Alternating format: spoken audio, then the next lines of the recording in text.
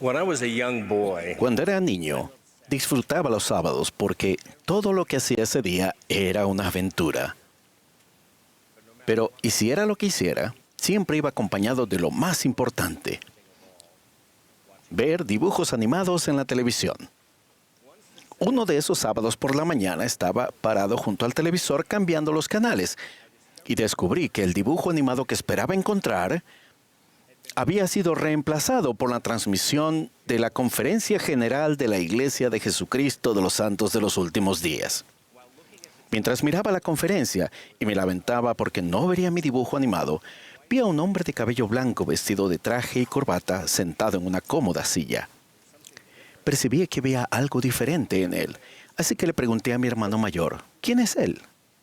Me dijo: él es el presidente David McKay. Él es un profeta. Recuerdo que sentí algo y supe que él era un profeta. Luego, como era un niño fanático de los dibujos animados, cambié el canal. No obstante, nunca he olvidado lo que sentí en ese breve momento de revelación personal. Cuando se trata de un profeta, a veces solo se necesita un momento para descubrirlo. El saber por revelación que existe un profeta viviente en la tierra lo cambia todo. Eso hace que uno pierda el interés en debatir cuando el profeta habla como profeta, o si hay ocasiones en las que uno está justificado en rechazar selectivamente los consejos proféticos. Tal revelación invita a confiar en sus consejos, aun cuando no los entendamos plenamente. Después de todo, un Padre Celestial amoroso ha establecido el modelo para revelar la verdad a sus hijos mediante su profeta. Alguien que nunca buscó ese llamamiento tan sagrado y que no necesita nuestra ayuda para ver sus imperfecciones. Un profeta es alguien a quien Dios personalmente ha preparado, llamado, corregido, inspirado, reprendido, santificado y sostenido. Es por lo que nunca corremos riesgos espirituales cuando seguimos los consejos proféticos. Nos guste o no, todos fuimos elegidos de alguna manera en la vida preterrenal para nacer en estos últimos días. Existen dos realidades relacionadas con nuestros días. La primera es que la Iglesia de Jesucristo será restaurada sobre la tierra. Y la segunda es que las cosas se van a poner muy difíciles. En las Escrituras se revela que en los últimos días habrá una fuerte tormenta de granizo para destruir las cosechas de la tierra, plagas, guerras y rumores de guerras, y toda la tierra estará en conmoción, y abundará la iniquidad. Cuando era niño, esas profecías me asustaban y hacía que pidiera en oración que la segunda venida no ocurriera en el transcurso de mi vida. Y debo decir con cierto éxito hasta el momento.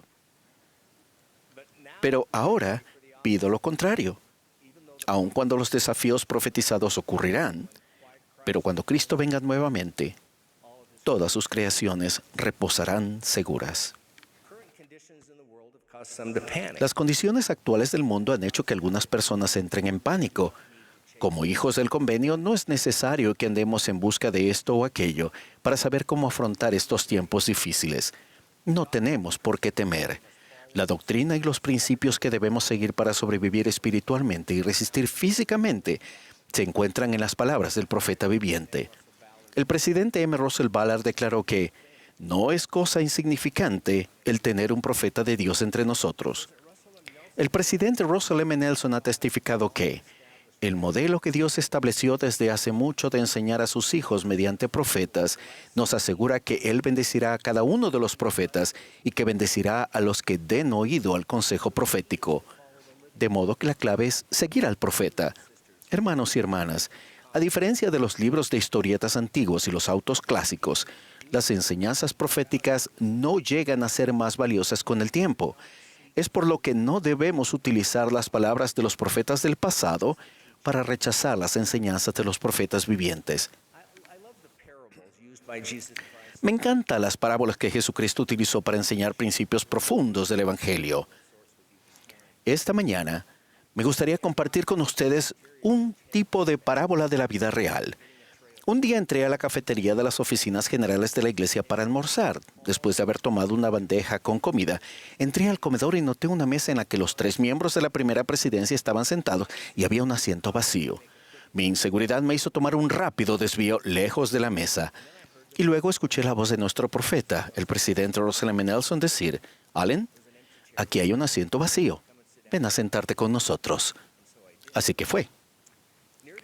Ya casi al terminar el almuerzo, me sorprendió escuchar un fuerte crujido y, cuando alcé la vista, vi que el presidente Nelson había aplastado su botella de agua de plástico vacía y había vuelto a ponerle la tapa. El presidente Dallin H. Oaks entonces preguntó lo que yo quería preguntar. «Presidente Nelson, ¿por qué aplastó su botella de agua?». Él respondió: «Facilita el trabajo a quienes se encargan de los materiales reciclables porque no ocupa tanto espacio en el contenedor de reciclado». Mientras meditaba en esa respuesta, escuché el mismo crujido de nuevo. Volteé a mi derecha y el presidente Oaks había aplastado su botella de agua vacía igual que el presidente Nelson. Luego escuché un ruido a mi izquierda y el presidente Henry B. Eyring estaba aplastando su botella de agua, aunque había adoptado una estrategia diferente con la botella en forma horizontal, lo que requirió más esfuerzo que cuando la botella se encontraba en posición vertical. Al observar esto, el presidente Nelson amablemente le mostró la técnica con la botella para aplastarla más fácilmente. En ese momento, me acerqué al presidente Oaks y en voz baja le pregunté: ¿es un nuevo requisito de reciclaje de la cafetería aplastar las botellas de agua de plástico? El presidente Oaks respondió con una sonrisa en el rostro: «Bueno, Allen, debes seguir al profeta». Estoy seguro de que el presidente Nelson no estaba declarando una nueva doctrina basada en el reciclaje, pero podemos aprender de la rápida respuesta del presidente Oaks y del presidente Eyring al ejemplo del presidente Nelson, y de la oportunidad del presidente Nelson para enseñarles un mejor método a quienes participamos. Hace algunos años, el elder Neal A. Maxwell expresó algunas observaciones y consejos que son relevantes con respecto a nuestros días. En los meses y años venideros, es probable que los acontecimientos requieran que cada miembro decida si seguirá o no a la primera presidencia. Será más difícil para los miembros fluctuar más tiempo entre dos opiniones. Dejemos un registro para que las opciones queden claras, dejando que otros hagan lo que quieran frente a los consejos proféticos. Jesús dijo que cuando a la higuera le brotan las hojas, el verano está cerca. Advertidos que el verano está por llegar, no nos quejemos del calor. La nueva generación está creciendo en una época en la que hay más hojas en la higuera y hay más calor. Esa realidad impone una responsabilidad mayor a nosotros, la generación de adultos, particularmente en lo que respecta a seguir esos consejos. Cuando los padres ignoran lo que ha dicho nuestro profeta, no solo pierden las bendiciones prometidas para ellos, sino que, lo que es aún más trágico, enseñan a sus hijos que lo que el profeta dice no es importante, o que se puede escoger de entre los consejos proféticos como si fuera un buffet, sin preocuparse de la desnutrición espiritual resultante.